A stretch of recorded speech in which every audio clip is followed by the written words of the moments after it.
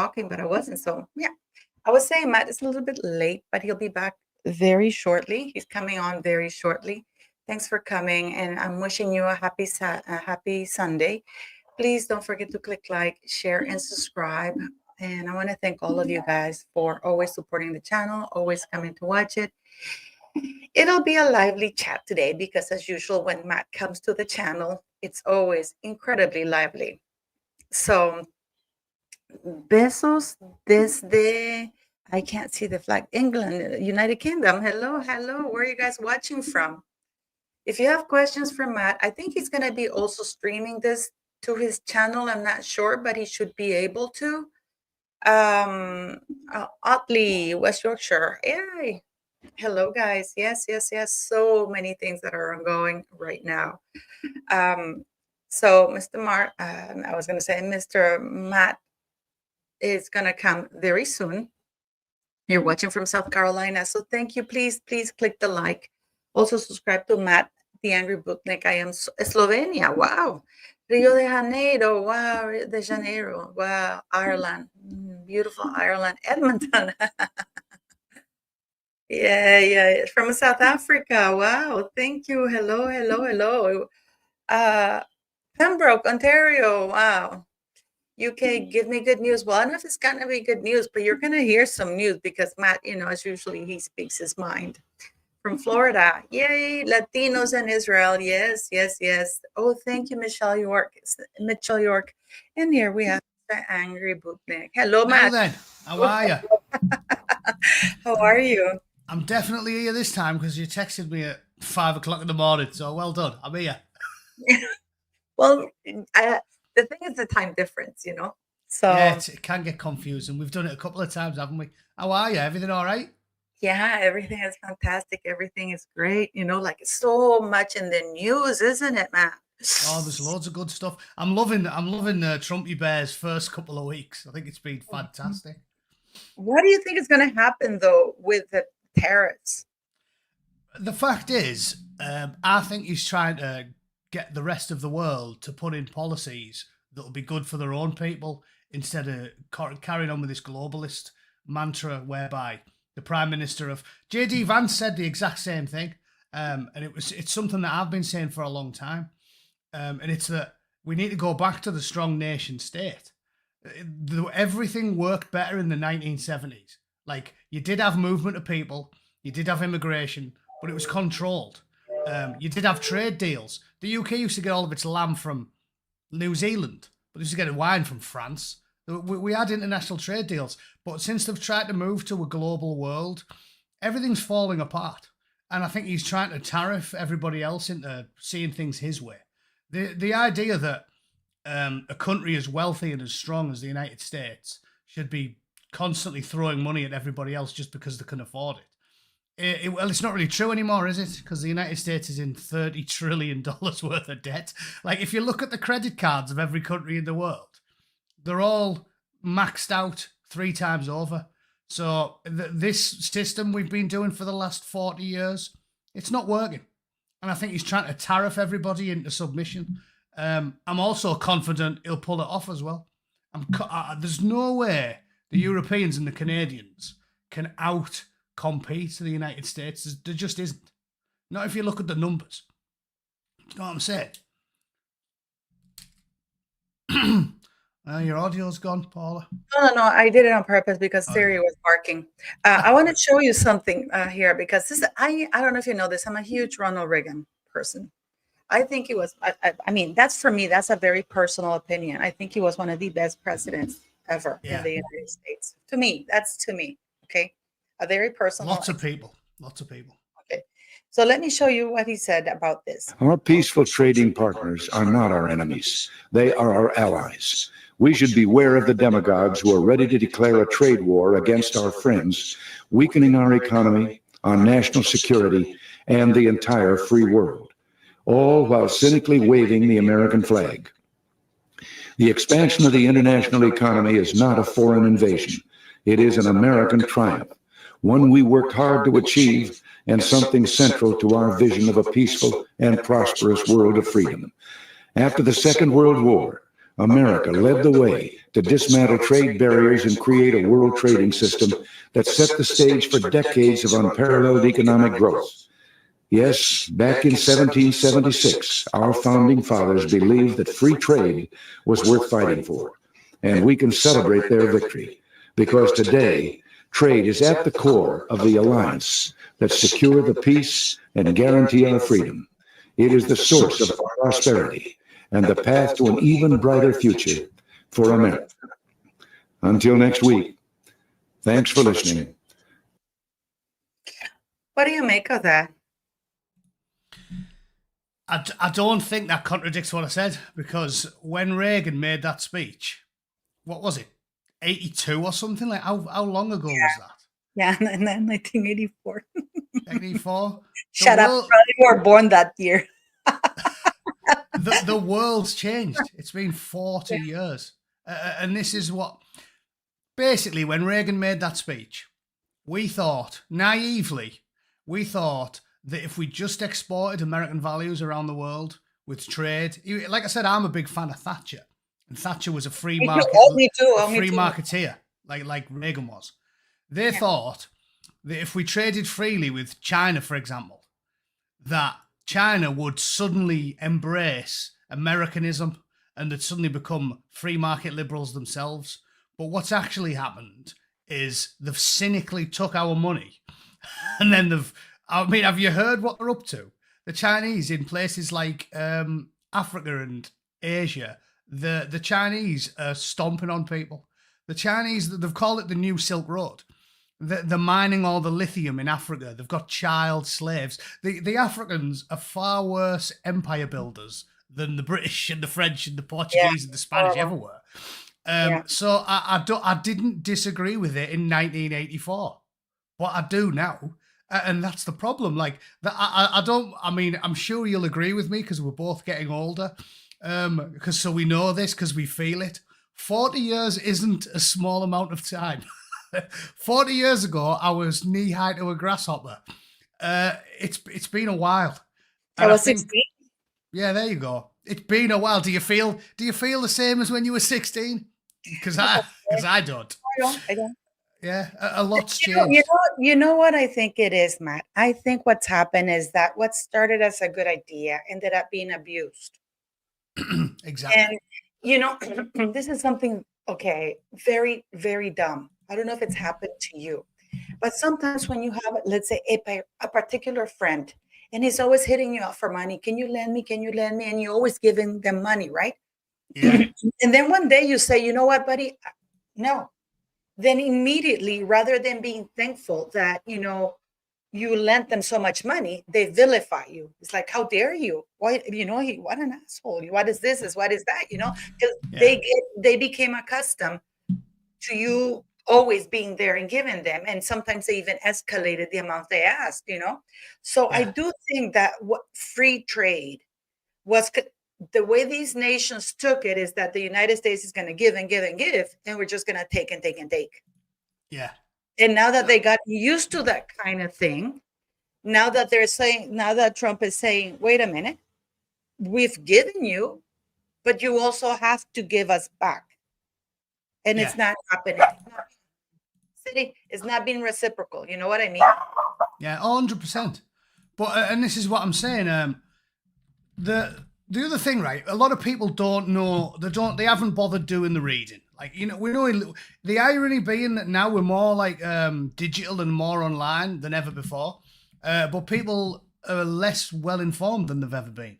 We thought we were moving into some glorious sunlit upland and everybody was going to be highly educated. The opposite's true. Now people are just more propagandized than they've ever been. You can literally find out about the tariffs by going on Google and typing in Canada tariffs, and it'll take you to the White House website and they'll walk you through the whole process. They're making out as if this is some sort of like baseless attack and Trump's just decided, right, for the rest of your lives, you're all paying massive tariffs to trade with the United States. That's not what he's doing. If scumbags like Trudeau, basically, if Trudeau wasn't the Prime Minister, there wouldn't be any tariffs. He's not just saying, we're charging you from now on. He's saying, do X and Y, and there won't be any tariffs. There doesn't need to be tariffs. He's not doing tariffs just to randomly extort money from the Canadians. They're all on Twitter going, "Oh my God, he's extorting us." He's doing tariffs to get what he wants because Trump is a conservative, and he's not really a proper conservative, is he? But he's a free marketeer, and he leans right, and he's forcing far left extremist weasels like Trudeau and the Mexican president and the Colombian, "Oh my God, how dare you deport violent criminals." He's forcing them to do his will.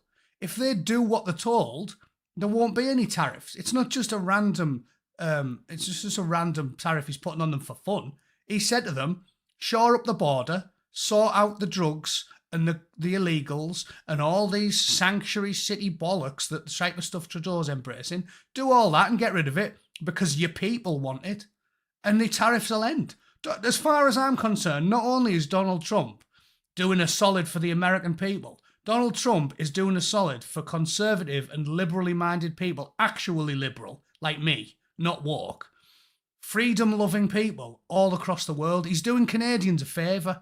He's doing the British a favour. He's doing the Mexicans a favour because he's telling the leaders, yeah, you might be riding roughshod all over the rights and opinions of all your people, but I'm going to try and make you do them a favour because I don't want to drop this on any bombshell on anyone watching, but the Canadian people don't think criminals should be getting treated with kid gloves. The Canadian people don't think murderers and rapists and paedophiles should be roaming the streets. The Canadian people don't think you should be soft on drugs and gangsters and mass immigration, and they don't want Green New Deals and they don't want massive amounts of eco craziness. They want rid of all of it. So I do not view it. And all the British people who are conservative and liberally minded, they support tariffs on Britain because they're saying, Donald, do us a favour, put some pressure on the European Union.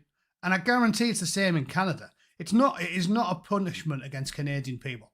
It's Trump trying to impose order and old school liberal and conservative freedom-loving values on nations like Canada that are ruled with an iron fist by a tin pot tyrant whose dad was Fidel Castro. There you go. That's what's happening. Well, the thing is, though, it's like they don't give you the background of why this happened, which is why I assume, what's his name, Trudeau flew to Mar-a-Lago. But they only give you the outcome, but they don't give you what really is going on behind this. And this is the thing. You were talking, when I was a kid, I remember there was a guy who used to, I don't know about you. I mean, I am that old, Matt, okay? There was a guy who would go out in the street selling encyclopedia, the whole thing of an encyclopedia. And I used to love it because, we would buy it and I would read the encyclopedia, like proper historical things and other stuff, right? Yeah. But nowadays, when you have a biased with the internet, you are right. There is a lot of info out there. But what kind of info is there? Because now we have Mark Zuckerberg, who finally admitted that they were censoring and they were guiding. It's like, I am a farmer guy. And, I don't know if you know how cattle, you herd them where you want them to go. Yeah. And you don't need very many people. I mean, literally, No. if you think of us, we can herd about 100 cattle very easily. This is just cattle. So what info is out there? And this is why people like you and even me, I mean, to a little degree, are YouTubers. We have been the voices. I mean, you've been censored so many times. I mean, I've received emails of warning, for certain topics because you're not allowed to speak about them. So you are right in a way. There is access to info, but what info? What info is there access to? So you have very apt. Yeah, you have these kids that are very young. Thank you, Nancy Copeland. I agree with that. Like, I have people, like I see some guys that I was talking to, and he's like, and he's like in his 24, 25. He thinks he knows it all because he read it on Google. And I'm like, listen, you asshole. I have worked in government. I know the inside out. I've been to those places. You only have this thing that's put on Google, owned by Bill Gates or whatever, who wants you to think that way. Have you even been to this country? There's some people who have never even traveled out of the USA or their country. And these young kids think they're experts on everything. And you, as you're a Royal Marine. I always thank you for your service, honey. You know that.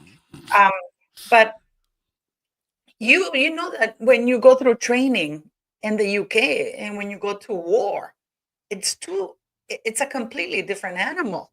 Mm. Even the rough training you get, I mean, it prepares you physically, maybe, but not for what you're going to find during combat. I'm pretty sure I have a friend of mine who said, "Shit, nobody told me this was not in the manual." One of my friends is a Marine.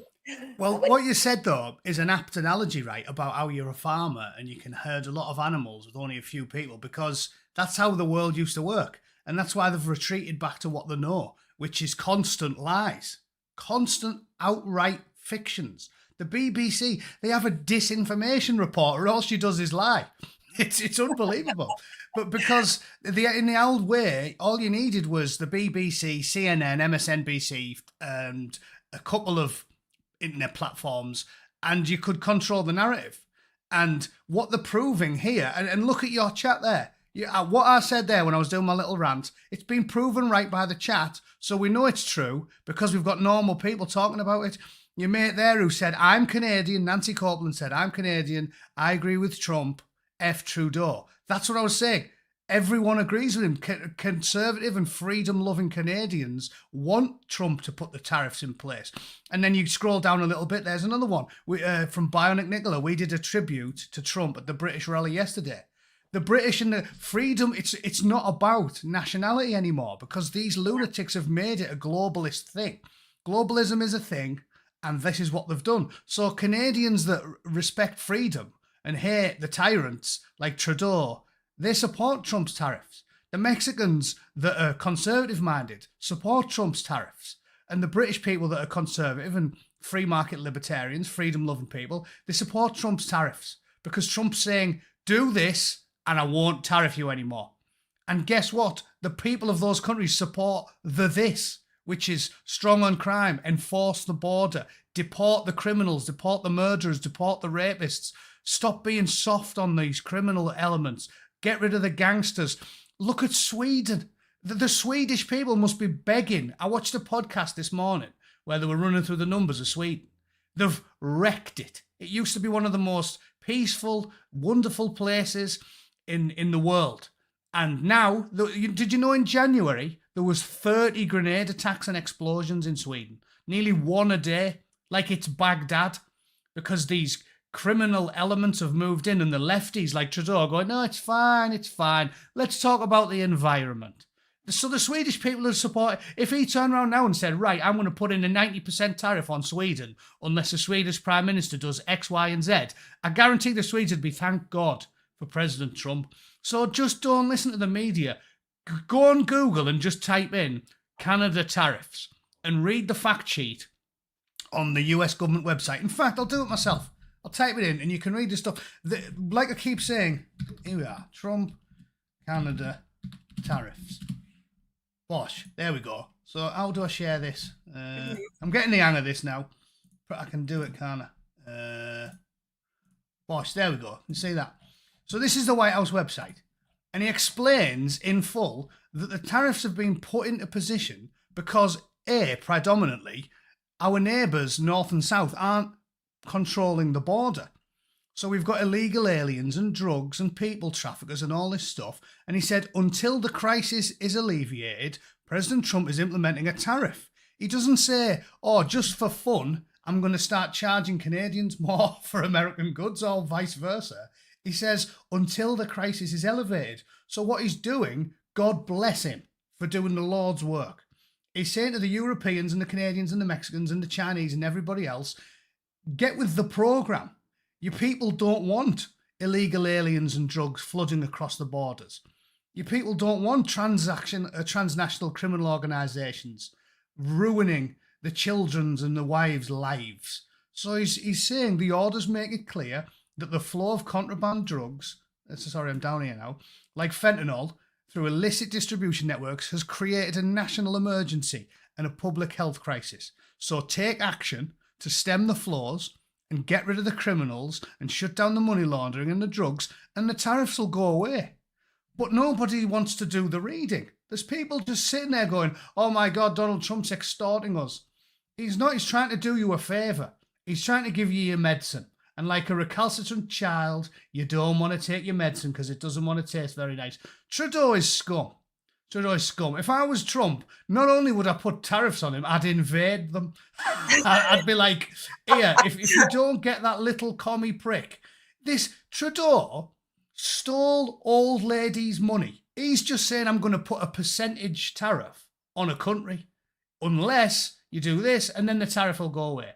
The Canadian government stole money off pensioners because they gave $10 to a truck driver protest. And then with the neck of 1,000 giraffes, Trudeau goes on TV today and says, oh, Trump's extorting us. Trudeau robbed his own people. If you give $2 to a protester that Trudeau didn't like, he closed your bank account down. They locked up hundreds of people for nothing. And now Trump is trying to just exert a little bit of pressure on them so that they'll go, okay, maybe we should sort out the illegal migration problem. And they're lying about it.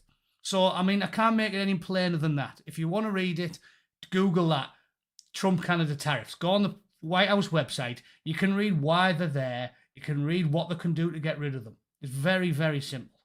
This is leads to very nice into this because I want your opinion on this. You know that, well, first of all, let's see if Prince Harry makes it to Vancouver, because he has been ordered to appear before the judge and the Heritage Foundation on February 5th to court to determine whether they revoke the previous sentence and they make public his visa application. And it's very interesting because he's supposed to be in Whistler on February 8th, 3 days later. But if the judge decides and says, you know what, screw that, we're going to make it public, you lied, he might be able to leave but not come back. But going back to the money, how people don't understand. Do you understand that Harry's gotten $60.4 million for Invictus Games in Canada?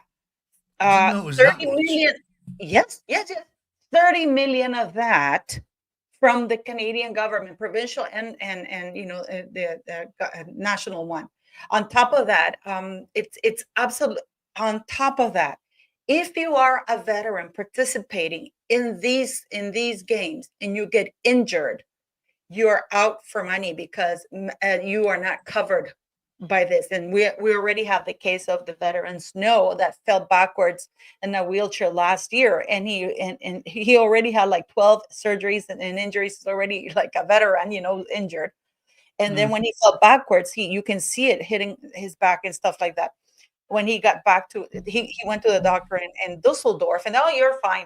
And when he got back to Canada, he couldn't feel his legs or anything. So then Ottawa, they said, they held the thing in Parliament. No, we're going to look into it. And we promise you that when Invictus 2025 comes around, we're going to have the medical. They still haven't voted on it. And Invictus is in less than 3-4 days. And even if they voted on it now, by the time it goes through as law, it's going to be after the Invictus Games is over. So all the veterans have to sign a form that says that they are responsible for their own medical care in case of injury. But this is the thing that I'm looking at, that the government wasting money, $30 million Canadian. It's bollocks. It's bollocks. And there's only 500 people. And it's only 532 people competing. Out of them, 46 are Canadian. I don't support the Invictus Games, and I'm a veteran with disabled veteran colleagues and friends. I don't support the Invictus Games. I don't. It's clearly a con. If there's only 530 athletes, here's what you do. Give each of them a $250,000 grant to put towards sorting the houses out so they're disabled accessible, and get them a nice little gym in their house and make their lives better. But instead, they do this, where they just do something for a couple of weeks. It's activity day. I could organise the games and it wouldn't cost me anything. Do it in a local park and give them something to do for a few days. This is just as usual, for self-trimming scum like Harry. It's it's for them. It's for them. It's not for the veterans. It's for them. So they skim the money off the top. They make it all about them. Oh, look at me, I deserve awards because I'm helping the world. You're not helping the world. He's doing it for himself. I'm as skeptical as you can possibly be about the Invictus Games. I think it's all bollocks. What they should do is we'll get members of the public to have a little games for them in the local park. Put it in Hyde Park. Do it for free.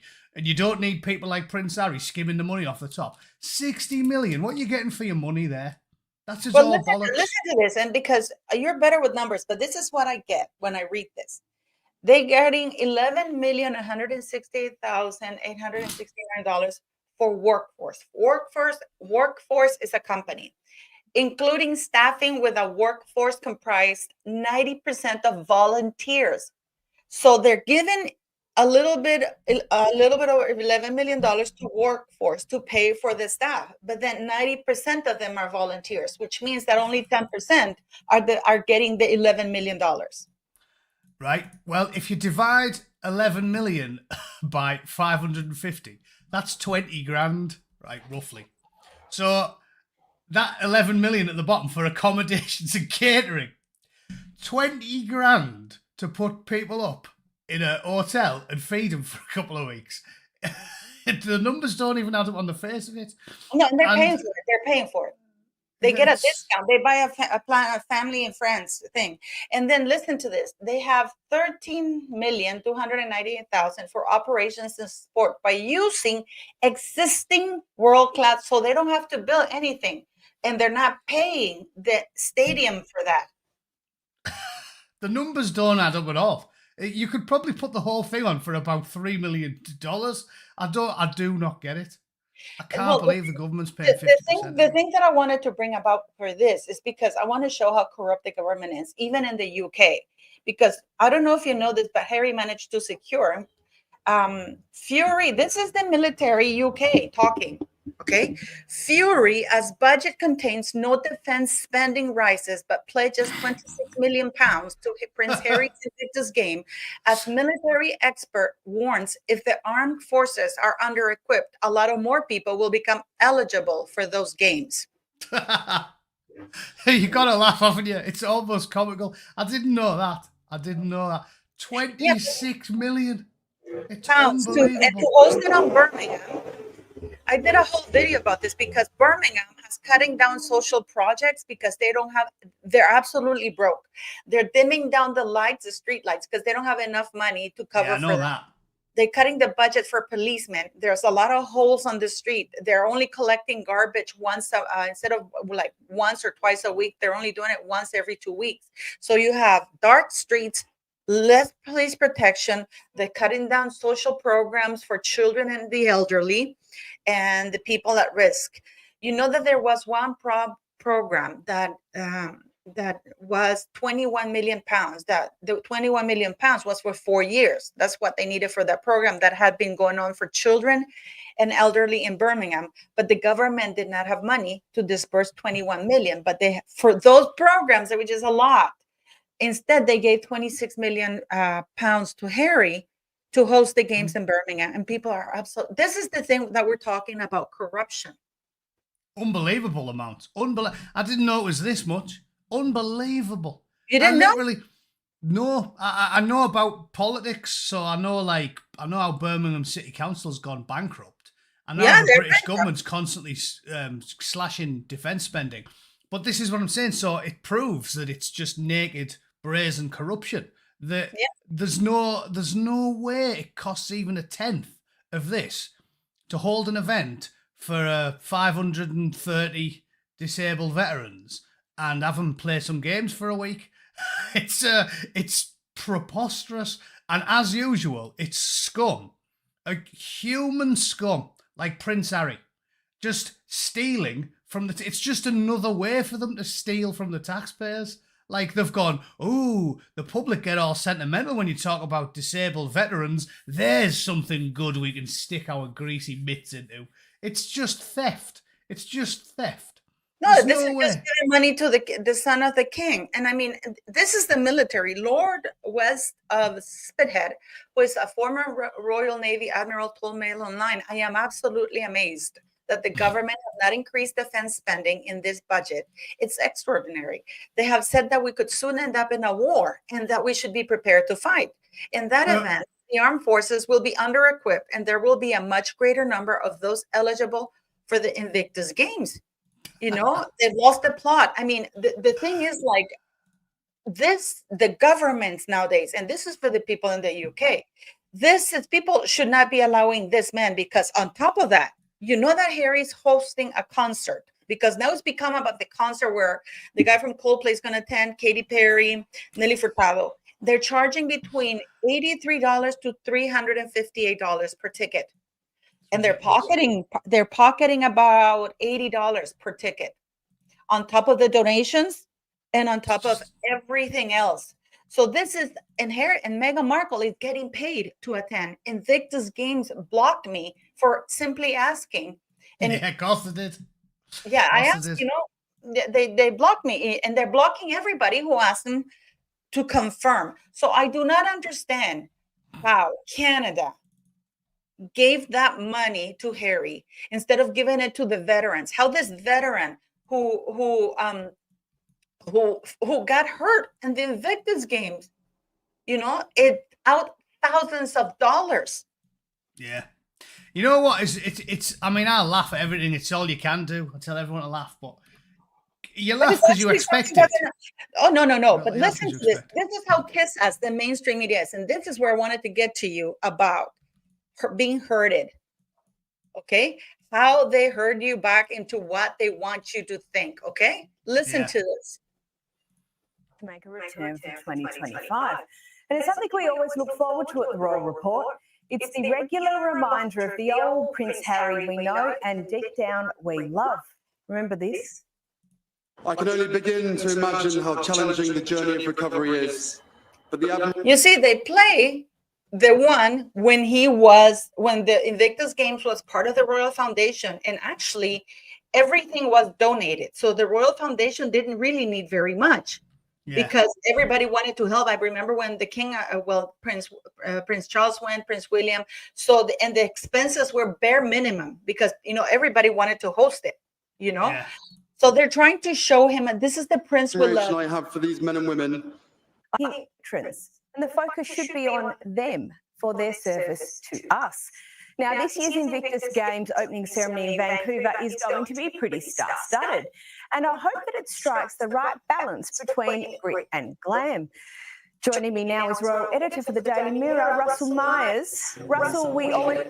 So you see that they're spinning it as though this is a good thing, that they hope that Harry strikes the correct balance between glamour and grit, because now the whole focus is on selling the tickets for the concert because they're making a and Chris Martin is getting paid about 2.6 million, Nelly Furtado about 1.8 million, Katy Perry about 3 or 4 million. Chris Martin was a later added addition. I mean, but I can't believe people swallow it, me. I can't believe it. But this is the mainstream media. This is what I wanted people to see, that now they're trying to portray this as a good thing, overlooking the fact that he fired the CFO and the CEO. Because Mr. Peter Lawless, who was actually receiving an OBE from the Queen when he was part of the Canadian committee, said, "What is going on with the money here?"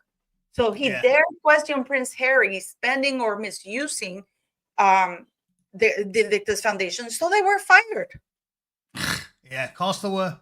Why are the governments? Canada is talking about tariffs and all of this and that, while giving $30 million in taxpayers to this man, and he's going to get full security, Canadian tax-funded security. Typical. It's unbelievable. It's just theft. It's just theft. It's just the rich and the powerful robbing working class people again. That's all it is. People don't grasp this enough, and it really irritates me. Governments have no money. None. Zero. They've got nothing. The money just comes from me. Me. I'm sick of paying for everyone. I'm sick of feeding Somalian pirates. I don't want to. It's like, I'll tell you a story. I was in the supermarket when I was living back in the UK, and I took a bottle of like marinara sauce, like pasta sauce, to the counter. Yeah. And as the woman scanned it, she went, "Oh, £1 goes to comic relief on that." I went, "I'll put it back." She went, "What?" I was like, I'm putting it back. She was like, are you serious? I went, yeah, I'm putting it back. I'll get another one. I was like, and she went, why? It's for charity. And I said, because I've got no choice in where all my money goes. I've already supported these bastards. I've already gave them hundreds of pounds because the wankers make me through my taxpayers' money. Like, I'm a bit of a prick about it, but it's a fact. This is theft of your money. If you're a builder or a bricklayer or a bus driver or a plumber, someone who actually labours to pay taxes, they're stealing from you. People like Prince Harry and Meghan Markle, the rich and the powerful, living in a castle in Montecito, they are robbing window cleaners and bus drivers. There's a reason why the revolutionary socialist types can whip the crowd into a fury, because the element of truth that is true is that the governments have no money and every penny they spend is taken from That's what taxpayers. Margaret Thatcher used to say. Where do the people think that the government, and I remember that speech she gave where she said, we don't have money. It's your money. But, Yeah. people somehow forget that they have a right to do that. And then if you refuse to give them the money, your taxes, then you go to jail. But then you don't have a say on how your money's spent. This is the veteran, for people who might doubt it. This is the veteran that fell backwards, and it's a horrible thing because he served his country. He got like 12 injuries. He wanted to do something for his kid, and then this is when he fell down. Really horrible. Yeah. And this is the video when you see him falling down. I don't like to watch it because I can almost hear. And he's the one who was used for the promotional video. And when he got injured, look at all the things that he has. I mean, when he got injured, they all looked away. And they said that they were never told this. They were never told that they were liable for this, and so it feels, what do you think people could do to not feel powerless for these? Because I don't, that Harry got $40 million for Dusseldorf. 40 million. Every time you tell me a new one, it goes up. 40 million. No, he got 40 million to host the games in Dusseldorf. He got 30 million, but now it's gone 60.4 because he got 22 million from different donors and 5 million from a semi-veteran organization. So 30 million come directly from the government of Canada, federal and provincial and whatever. 15 and 15 million, and then 22 million from different donors and 5 million from one organization that's semi-related to the government with the veterans, and 2 million. So he's got in total $60.4 million plus the money he's gonna make, plus the plans that family, friends. So I have to ask you, Matt, how? I have never seen this in my life, because this is a private NGO. This is not a public charity per se anymore. Yeah. Because you can have a public charity and an NGO that's privately owned. Yeah. And how can governments be giving this man so much money from the taxpayers, and the taxpayers don't complain? And we see the mainstream media thinking that this is a good thing and pushing that agenda. So we get back to being herded into something that's terrible. Yeah. And ultimately, the only power you have is the power of your feet. I'd encourage everybody who knows anyone who may be invited to or take part in or do anything to do with Invictus Games not to. Anyone. You should have even like past participants should be on social media and telling anyone who listens. And the mainstream media doesn't show them. And that they're not allowing every press. They have chosen the press to cover Invictus game. Yeah. Do you understand that? It's not free press. So I don't understand how the Canadian government can allow Harry to dictate who is going to cover the games when they're getting money from Canada. This should be a free press thing. So even if they're booze or whatever, they won't show it. Yeah. They won't show it. If I had the money, I would fly to Vancouver because my mate has a penthouse there, and and I would buy a ticket to everything, and I would go with a megaphone and I would call them out. I swear to God. And I would cover I was laughing at that comment. the Convictus Games. That's a good idea, isn't it? Have a games for the illegal fighting age men. The winners don't get deported. If you get a gold, a silver, or a bronze, you can stay. The rest of them get slung on a boat.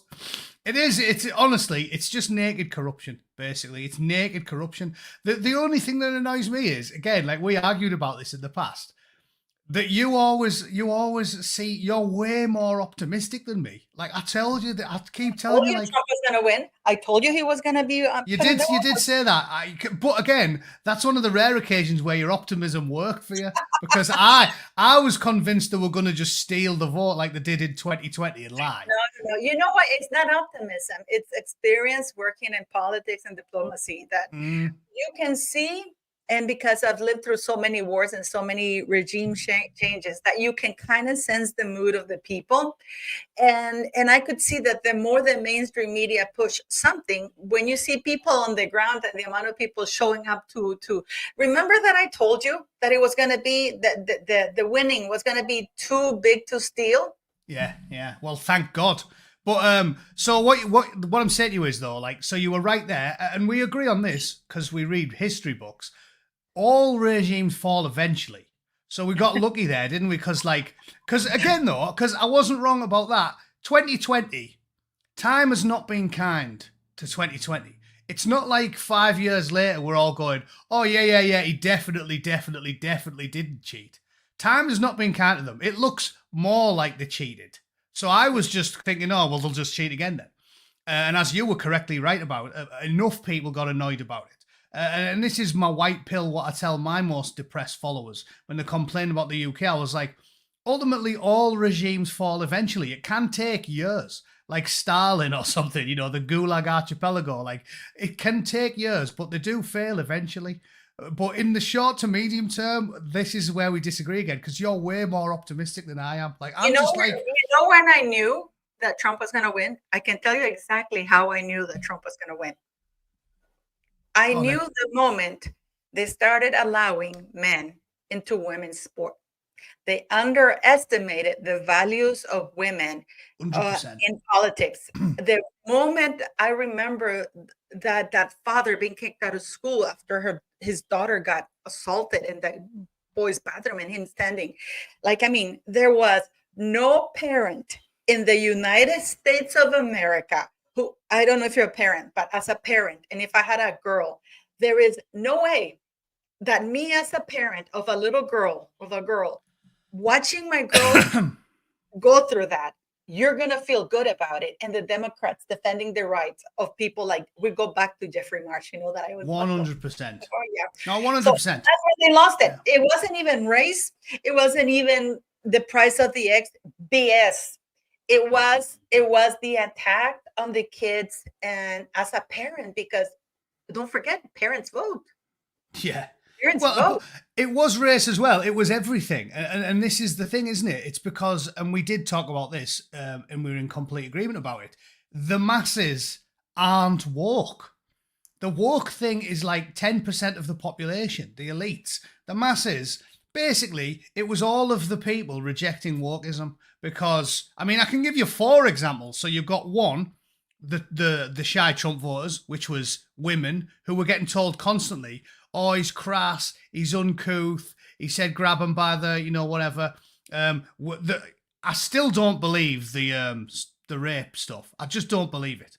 I think he's a billionaire, and in the society we've created, billionaires don't need to do that. Women throw themselves at billionaires. And when they say, "Oh yeah, this was this," I'm talking about Trump. I think he's uncouth. That is absolutely BS. That's absolutely BS. I don't agree with that woman. Crazy. I think that woman absolutely made it up. 27 years later, where there's no physical evidence, and there's some moron in the chat saying, "Oh my God, he got found guilty of this." It's like, if they say it happened 27 years ago, not only is it extremely likely that he didn't do it, it's impossible and unethical to convict them unless there's like some material evidence. You know what, Matt? There's also a statute of limitation. Of course. It's like they threw everything out the window, Everything, all president.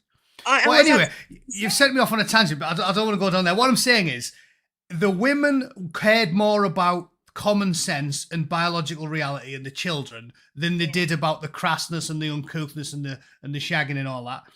black people cared more about the fact that they clearly have more in common with, I mean, in fact, you can do all the minority groups. They were playing that same identity politics game. They were saying women, brown people, black people, Asian people, gay people, lesbians, disabled, trans, every single one of them should definitely vote for Biden, should definitely vote for Kamala, because Donald Trump's a bad person and he hates you all. And all those groups, in the way you elucidated, was perfect about women caring more about the children and reality. All those groups realised, and men too, because but when the men saw that father being kicked out of the school, like, and did you see how they grabbed him and they were like forcibly, they even yeah, of course, Trump had him there just recently. I mean, that was brilliant. He was sitting behind him. I know. But think about it, all those groups realised that they have more in common with Trump, who a lot of them don't particularly like, but they have more in common with, and that's what I'm saying. The Mexican gardener, the black mechanic, the white plumber, they realise they have far more in common with each other than they do with some woke person. Think about it. A black plumber has way more in common with a white plumber than he does with a black Harvard professor who teaches gender studies. This is the crazy world the woke live in. They think I mean, they do it with everything. They do it with race, gender, religion, ethnicity, everything. They would say Paula M will never agree with Matt because she's a woman and he's a man. So Paula M loves Meghan Markle because she's a woman as well. That's how they think the world works. And they think the black plumber will agree with Barack Obama because they're black as well. The world doesn't work that way. A black plumber has more in common with a white plumber than he does with some twat like Meghan Markle. Do you know what I mean?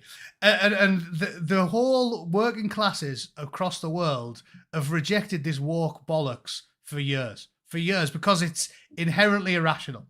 It's obsessed with immutable characteristics. And also immigration with Lake and Riley. I mean, we got to talk about Selena Gomez. Ay, Dios mío. Oh, God. I want people in the chat to understand that cringe. Latinos, I am Latino too. We're not crazy like that. I mean, do you want me to play the video? I mean, play the video. It was hilarious. Yeah. I mean, I can guarantee you guys that we're not that stupid. You know what else? This is a billionaire. I'm going to show it to you because we have to show this. I mean, this is. You know what else I've noticed about this stuff? I remember that the Spice Girls, Mel B, the half black one. Mm-hmm. She, even though, as usual, I mean, I don't want to say it was a stereotype, but I know this from seeing a Spice Girls music video on the TV. She was clearly raised by a white mother because a black dad abandoned her. Yeah. Oh. But she only identifies as black. Oh. And Selena Gomez, her mother's American, and she raised her because the Mexican dad abandoned the family. Yeah, it took off. Yeah. But when she's on this video crying, she's like, "My people." I'm like, "Your people is Americans." It's not. Yeah, she was born in the United States and she's a billionaire. But let's listen to this. This is funny. I'm so sorry. All my people are getting attacked. I don't understand. I'm so sorry. I wish I could do something, but I can't. I'll try if you Girl, you have $1.3 billion. You can lend them any of your mansions. I mean, it's comedy gold, isn't it? Lend them any of your mansions. You know what I mean? I laugh more watching that stuff than I do comedy shows because it's so hilarious. Like, it's fake as could be, and she's like hamming it up, chewing the scenery. And that's what I'm saying. It's all performative. Prince Harry and Meghan, it's all performative. They pretend they care about veterans so they can steal, so they can get themselves awards, so they can feel important, so they can fly on private jets. She's got over $1 billion. She's like, I can't do anything. I'll tell you what you can do. You can take $500 million and give it to like loads of poor Latin people, or maybe create industries in Mexico so they don't come over and create jobs. Like, we have to share this because this was too funny not to share. This was too funny not to share, Matt.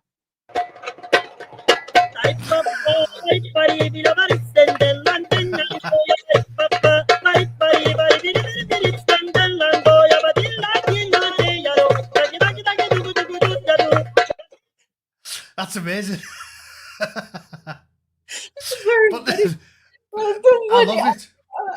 I always love it. No, it is so funny, and I mean, it's so funny. I mean, it is Amazing. terrible. I shouldn't laugh like about it, but what, but I can actually see Trump doing that. You know, that's Yeah. what makes it funny. No, I love him. I love him. I've been. I keep making a joke about it, saying like, I've just been walking around with a boner for the last 2 weeks. Like everything he does, I like. And as I said, what we talked about earlier, the tariffs thing, it's to get the world leaders to look after their own people. That's all it is. It's not about punishing anyone. It's not about needlessly generating revenue. It's about getting Trudeau to do and getting the Mexican president. She was the same. They sent like 2 planes full of the worst criminal scum. And she's like, no, we're not taking them. We're not taking them. Send them back to Los Angeles so they can walk around Los Angeles violating women. There was a black woman, if you're going to make it about identity politics, and it's proving your point and mine, black woman. So Obama, Biden, Harris, oh yeah, she's one of us, definitely one of us. She got her face smashed in by a mentally ill, homeless crazy in Los Angeles. She was Olympian, a black Olympic athlete. Smashed across the face with an iron bar, broke her nose and fractured her elbow. Fucked her up. Do you think she's going to be seeing things my way? Or a fellow or Big Mike's way? Right, these people go, oh, but she's a black woman, so she must agree with Big Mike. She doesn't. She agrees with me because she just got twatted in the face by a homeless tramp. And that sums up the world we're living in right there. So I guarantee this black woman is sitting at home reading about the Mexicans going, no, you can't send us 2 planes full of violent psychopaths who roam around Los Angeles. Send them back to LA. I guarantee she's sat at home going, God bless that orange bastard. God bless him. I think you know that people don't understand that. If I got it correctly, that Trump is a businessman first. Yeah. You know, I don't think even, and you should really look at the country like a business, because if the way you run a country should be like a business, your country should be making money for the employees, for the country itself.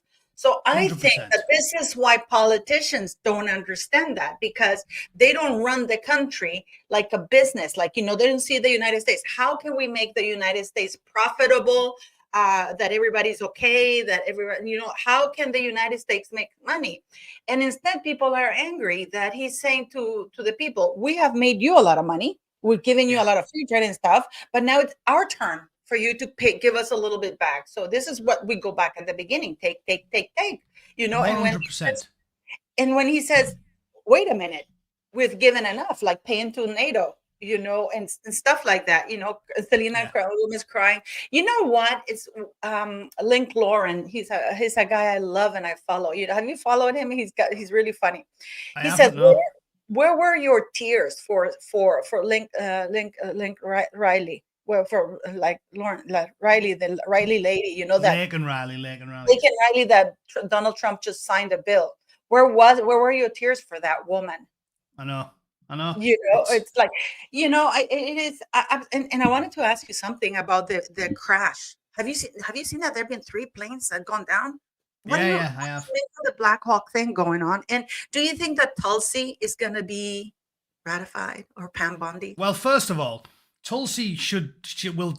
I'm almost certain she'll get ratified, because I don't know. I've been watching Megyn Kelly. Megyn Kelly says, yeah, I know, because, you know, she refused to call Snowden a traitor and blah, blah, blah, blah, blah. It's like, yeah, well, but at the end of the day, she's got a moral compass, Tulsi Gabbard. And again, you don't have to agree with her on everything, but she's got a moral compass. There's no doubt in my mind that she wouldn't look after her own country. This idea that... That's my answer. I don't think he was a traitor, because they want him to brand him a traitor, but actually the one who was betraying the United States, where Obama administration is spying on their own citizens, that is treason. That is the question that she should have thrown at them. If I said, wait a minute, a guy exposing treason from the highest office of the United States should not, it's a whistleblower. It's not a traitor. The traitor is the person who was spying, because again, all started in 9/11, but then it got out of hand, just like the free trade. It got out of hand. And then they were spying on their national security. NSA was spying on everything, Matt. Yeah. You know? Well, there's two questions there, right? So the first one is about the crashes. I'd say that there's no such thing as coincidences. It's a bit weird that it's all happening over the scale of a week. So I reckon there's going to be some foul play involved, me. Again, I would have never have thought that a decade ago, but harsh realities turned me into something of a conspiracy theorist of late. That's statistically, it's very, very anomalous. So it's possible that it's just occurring, but I'm very, very skeptical of that many in such a short period of time. And then with regards to Tulsi, again, you can disagree with her, but the two primary things against her, which is what I'll debunk now. The first is that she's a traitor for speaking to foreign dictators. It's demonstrably ludicrous and juvenile to even say it, because we've got history is replete with famous world leaders meeting with massive heads of state from just the United States. I don't even need to start on Europe. I'll just do the United States. We had Dick Cheney personally met Rumsfeld. They all met Saddam Hussein before the Gulf War. Kennedy famously met Khrushchev, didn't he? After Ronald Reagan and Gorbachev on that boat all the time. So this is what diplomats do, people. When I was working, what do you think what diplomats do? What do you think they're not called enemies? What do you think they're called? They're enemies. They're combat. They're opposition. We don't even use that word in diplomatic worlds, because whoever's your enemy tomorrow could be your best friend today. I mean, look at Ronald Reagan with Gorbachev and that boat, how they trashed out getting rid of that wall, So Pambandi is still not, it's still up in the air. Yeah. And Tulsi, I like the fact that she was not swayed into saying what they wanted to hear in order for her to get confirmed, which is exactly that's a positive. I told you, Tulsi's the only American politician I've ever met. I went to see Tulsi in about when I was first here. Yeah, it's the only political rally I've ever been to. It's because when I first moved to America, I was like a liberal, and I liked Bernie, and then I started moving away from him as I got older and wiser, and then I like the way that she had the integrity. She's got massive amount of integrity. She was on she was the DNC chair, I think it was, and then she resigned in support of Bernie Sanders when it became clear that Bernie Sanders was getting stitched up. And this is what I keep going back to: the old right-left paradigms have gone. Like, it's not about right versus left anymore. It's about nation states and freedom-loving people versus globalist sociopaths. So it's not right and left. There's left-wing populists and there's right-wing populists. The populists should be together against the globalist sociopaths and then have the arguments afterwards with each other. But I like that about Tulsi Gabbard. I don't agree with her on everything, but she's got integrity. She resigned her spot to do a solid for Bernie Sanders, and now Bernie Sanders is like all of these socialist ratbags. Turns out to be a liar, and he's corrupt, and he's took money off Big Pharma. Such a disappointment. Yeah, he took money off Big Pharma.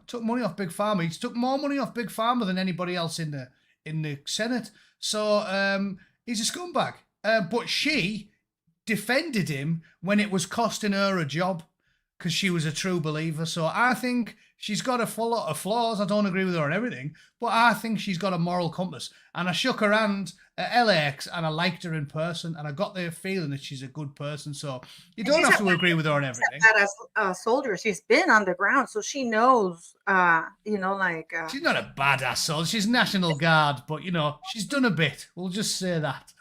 she's no Chris Khan. Well, you know what it is. When she makes decisions, you make decisions based on the information you have on the moment. Yeah.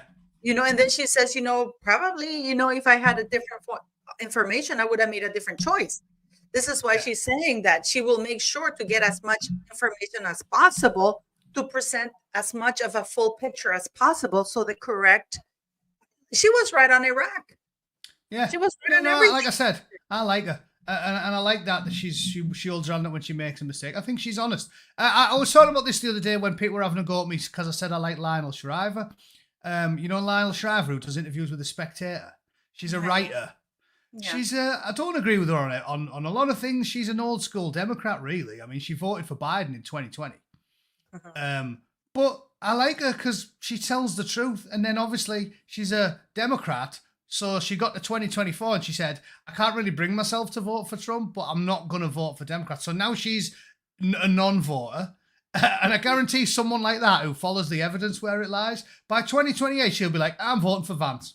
I'm telling you, the people with integrity, You people think with he'll run? integrity. Yeah, I definitely think he will. I think, listen, history, we know where this is going. You do, because, you and I were a little bit older than some of these TikTok shit for brains you see all over social media these days. Falling apart.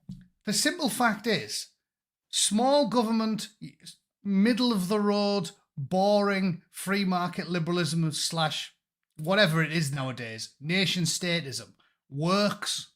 Enforcing a border and only letting in small amount of people that you vet works.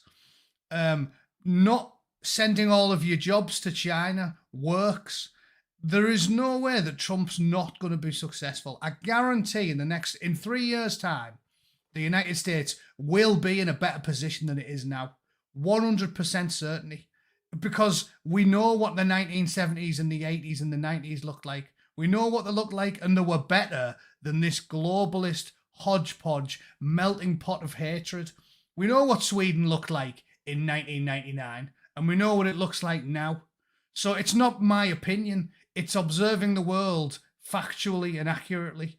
There is no way that his policies won't make the world a better place. And as I said, if you want to see that it's not just my opinion, go on Google, type in Sweden news, and read about what 20 years of neoliberal globalist policies has done to one of the nicest countries in the world. Because Sweden is now in ruins. Because I love Sweden. I used to go all the way there because I lived in Norway and I used to go to Stockholm all the time. England is.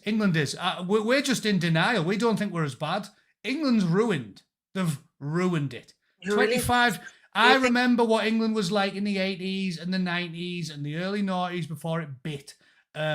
Neoliberal, globalist, woke policies has ruined nation after nation after nation. It's ruined England and Sweden and France. It's starting to ruin Canada and Australia and New Zealand. Yeah. So there's no way he fails. In 3 years' time, the whole world will be going, oh my God, the change is amazing. They've deported 20 million criminal scumbags. They've got the locals working. They're building American. They're buying American. The people are happier. The kids haven't got weirdos masturbating in the classrooms. The women haven't got weirdos with forearms like Popeye pulling themselves off in the showers at the women's gyms. Every policy of the neoliberal globalist sociopaths is the death knell for your society. And if you don't believe me, look around you. That's all I'd say. So he's going to do well. 3 years' time, we'll meet and have a chat about it. Everything will be going better. And JD Vance will be a shoo-in in 2028. I guarantee you that. But do you think that, well, I'm going to be a little bit of a pessimist, take it from you, because, for example, did you hear that message that Bernie Sanders posted on TikTok? I don't go on TikTok, fortunately. My eyeballs bleed when I go on TikTok. I mean, and people, I think he's lost the plot, but it was like, he's like, we have to get our country back, these people. And I mean, it was I couldn't believe this was this. I don't know if it's age or something like that. I really don't know what the hell's going on with him, but he went on for forever. I mean, and he just started like scaring people. That's what the Democrats, I also think, lost the thing. That was scaring people into, you have to vote for us or things are going to be so terrible. And how Trump with the tariffs, we're going to absolutely destroy the United States and blah, blah, blah, blah, blah. And I mean, it's pretty much scary stuff that if you listen to him and he still has the respect of people, you would be scared. Yeah. No, I'm telling you. I'm joking, Matt. I mean, you should really. I mean, I was surprised because I didn't think he was such a zealot. Nah, he's a lunatic. They're all off it, but the worms turned. The worms turned. the Orange Oracle is going to lead the global fight back. You're going to see the results. And as I said this weeks ago, Trump's election is not just good for America, it's going to be good for the Western world. Because he's going to do what we talked about at the beginning of the podcast, right? Keeping his promise to stop the flood of illegal aliens and drugs and people trafficking and criminal gangs and rapists and pedos and murderers. All that stuff is going to stop, not just in the United States, but in Canada, in Mexico, in Europe, because he's going to put pressure. He's using American dollars to use it as leverage to apply pressure to scumbag globalist politicians. So Trump's not just saving America, he's saving the Western world. Again, God bless him. And 10 years ago, I was a Bernie Sanders supporter. But I want to talk just quickly about two things before you go. Do you think, I really think that Bernie Sanders went on that parade after Robert F. Kennedy called him out for taking pharma money. I think he's trying to salvage his reputation, and this is why he went on TikTok and did what he did. That's just my opinion. Number one, do you think that did you see what, not Robert F. Kennedy, what's it called? Jacqueline Kennedy, what's this Kennedy woman? She's the ambassador. She's the cousin. Is she like his niece or something? She's having a go at him. Schlossberg, yeah, she's the daughter of Bobby Kennedy, not Bobby Kennedy, the president Kennedy that got assassinated. Caroline Kennedy. Did you see? And then you see her son or something like that, or his nephew making fun of his illness and stuff. They've got to them. That? They've got to them. The globalist psychopaths have got trillions and trillions of dollars. They just got to them. That E. Jean Carroll, think of that. They just got to her. There's no way she went 40 years and then went, oh yeah, now it's 2020. I definitely have to talk about this horrific sexual assault. They just paid them. They just buy them. Do you know what I mean? That's all it is. And to these scumbags, money is everything. Christ, my nephew, he'd probably sell me for $10. It's not. Just because the family doesn't mean they're incorruptible, does it? But the problem is that this is a woman who's speaking about privilege, being privileged herself because of who her father was. That's all there is to it. And then she talks about Teddy Kennedy, one of the biggest drunk, who, by the way, didn't a woman die in a car accident on the bridge? The scumbag, yeah. The coward of Chappaquiddick. That's the story. Yeah, remember you told me about reading that book. I read about it years ago. Yeah, it's mad. And I wanted to ask about this, Matt, because I actually reached out to the military in the U.S. because a lot of people don't think that this is the U.K. saluting Harry as an official for the Queen. This is Harry on a private visit after he left the United Kingdom. He went to visit Pearl Harbor and Hawaii. And they lined up on Remembrance Day, nonetheless, and they lined up all the Navy people to salute him. I went into the Navy and military code, and it says I cannot salute. No, of course you don't. Salute a foreign official recognized by the United States as a foreign visitor. Like, for example, when, for example, the Queen comes, or, well, now the King, I forget that Charles is here now. But again, it's because it's performative. Every soldier knows this. When I was a young bootneck. But they're not supposed to do this. They're not according to the military code. This goes against military code to salute a foreigner because salute is a mark of respect. Yeah. Well, a salute, this is the thing. A salute is, you're not saluting the man, you're saluting the rank. So when you do it in the UK, you're saluting the Queen when you throw a salute. Yeah, of course. So you don't do it to a foreigner. Because if some bloke from Uganda comes over or something, you're saluting Idi Amin. That's why they don't do it. He knows this. This is what I'm saying. It's just performative. But they did this under the Biden administration because this was organized by Biden and the Navy in Hawaii. And this is against the military code because they were giving him full military salute. Yeah, it's bollocks. It's insane, isn't it? So do you think that Robert F. is going to get, you really think Tulsi's going to get passed? I think she will. I think the Republicans are a lot more mature than the Democrats. And I think even though a lot of them have reservations, they'll still vote for it. The Republicans were being tough on her. They were saying, call him a traitor, call him a traitor. And it's just like, because she's a Democrat, isn't she? And again, he's got the majority, and he's got the bit. He's got the bit between his teeth, Trump, and I think they'd be suicidal to go against him. I think if Trump tells them to draw ranks, they will. I think all these Republicans with reservations If will Congress elect her. does not approve her, can he veto it and still instate her? No, you can't. You can't get around that. You have to nominate someone else if Congress won't approve them. Really? Like it was a hair's breadth, wasn't it, for what's his name, Pete Hegseth. They had to get Vance to be the tiebreaker, 50-50. It was 50-50 vote. I would assume, maybe I'm wrong. I would assume at least a couple of Democrats will be willing to back Tulsi because she resigned to do Sanders a favour. If Sanders isn't a rat of a man, he'll back Tulsi. So there's one Democrat. Well, he's an independent as well. There's someone who'll vote for her. Like, there's going to be a bit more support for Tulsi than there was for Hegseth. And you would assume the same for Kennedy. So I think those two will both be all right.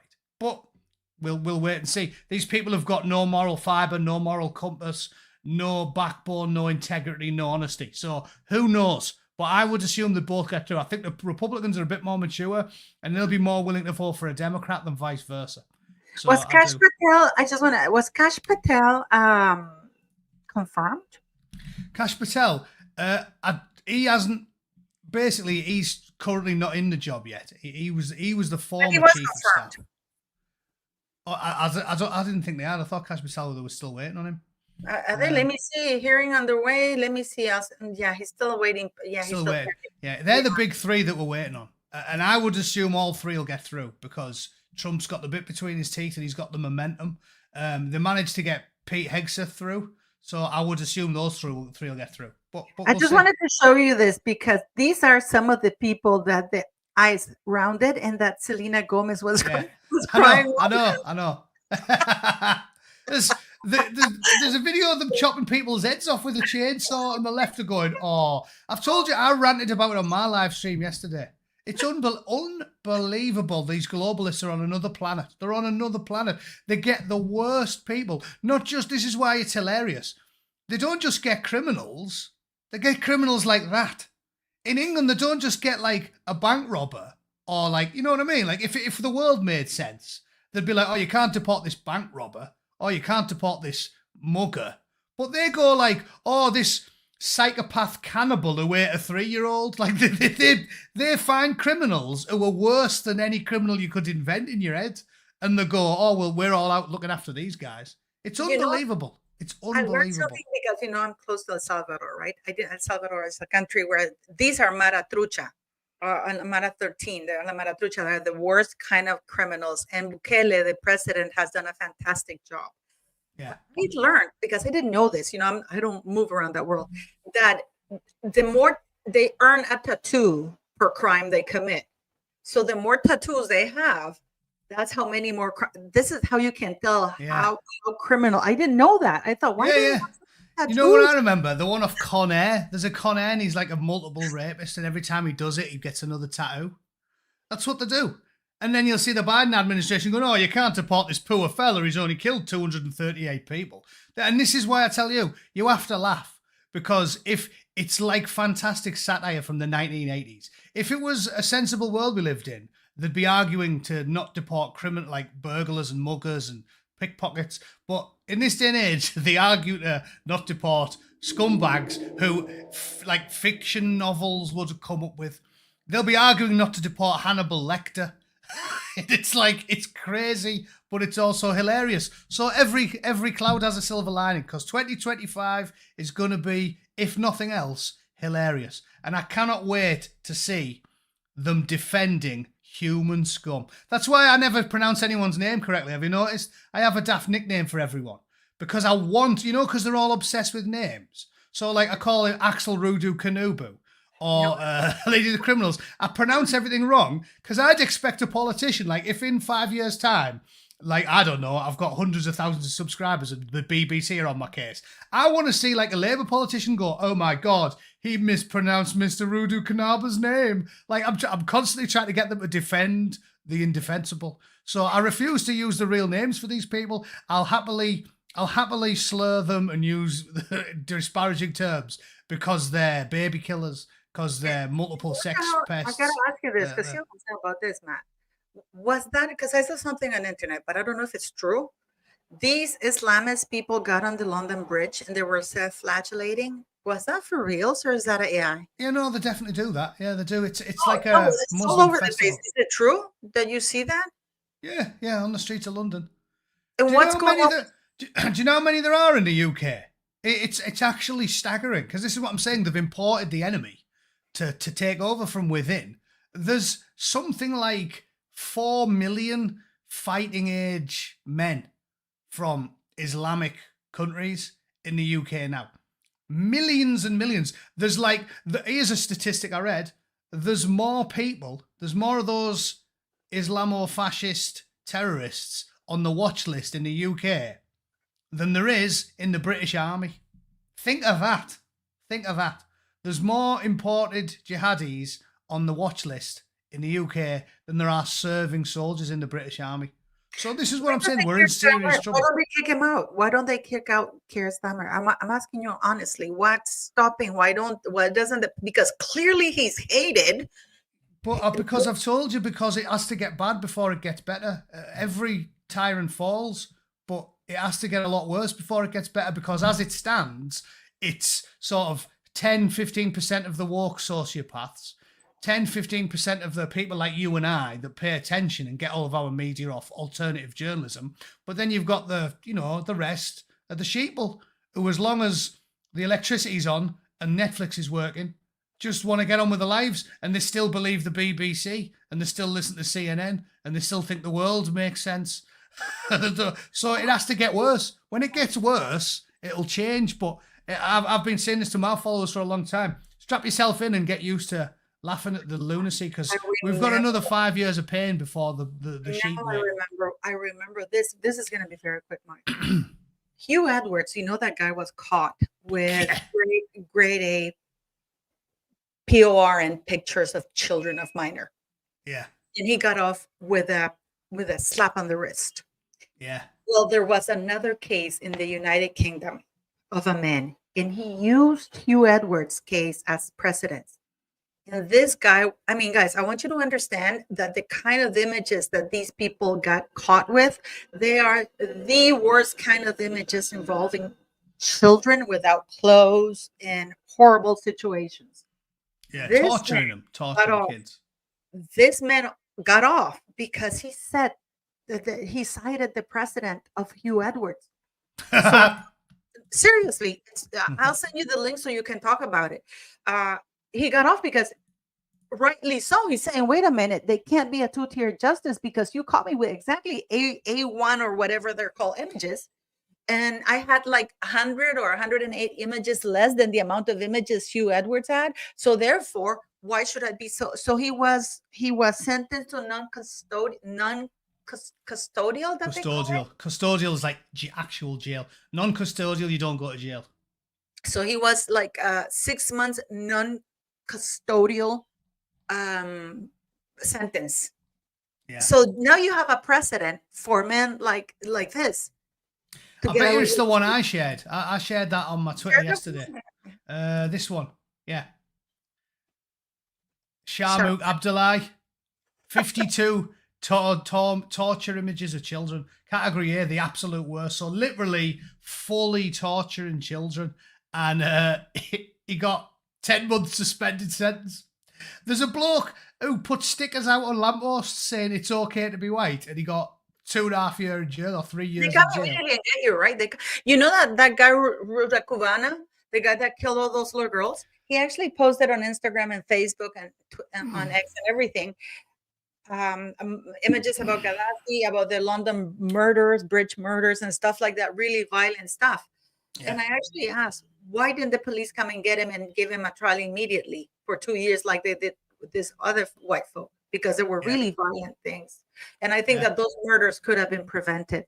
I really do think that those 3 little girls and everybody else who got. And that was my response to David Atherton. We can end there on a gag. I said, suspended sentence for kiddie fiddlers and 3 years for telling jokes. Starmer's a tyrant. Not only is he the worst Prime Minister ever, if he died, it'd be the moral duty of every Brit to turn up at his funeral in a neon shell suit and brush up against his wife, fart loudly while laughing. Like that. That's just That's just it. The man is lower than a snake's testicles. Anyway, I'm going to call it there, Paul. We have to get going. Thank you so much. Thanks for coming. We'll have you soon, Matt. Thanks you so very much to All everybody. right, I'll see you in a couple of weeks. Okay, bye-bye, sweetie. Take it easy. Cheers. Cheers. Hello, guys. Let me see. Mr. Matt is going to go now, but please go to his channel and subscribe. He's amazing. Well, the live was also being shown in his channel. So those of you who are still here, thank you very much. Please don't forget to like, share, and subscribe. In this channel, we talk about everything, not just royalty, because a lot of times royals are also very much embroiled in politics, that we've seen with Harry. So I, for one, I'm hoping that Harry goes on the 5th of February and the judge says, we're going to make your documents public, so he can go pretty stressed out. I'm wondering if he's going to reach out to Paul, to his papa, to see if his papa can help him out. So it's insane what people have been getting away with. Your support means a lot because you guys keep us going, especially when we talk about controversial topics. And believe it or not, Harry and Meghan Markle are considered controversial topics. So thank you for watching. Please don't forget to like, share, and subscribe. And I'll see you tomorrow. And I have something amazing for you prepared that I'll show tomorrow. Have a great day, guys.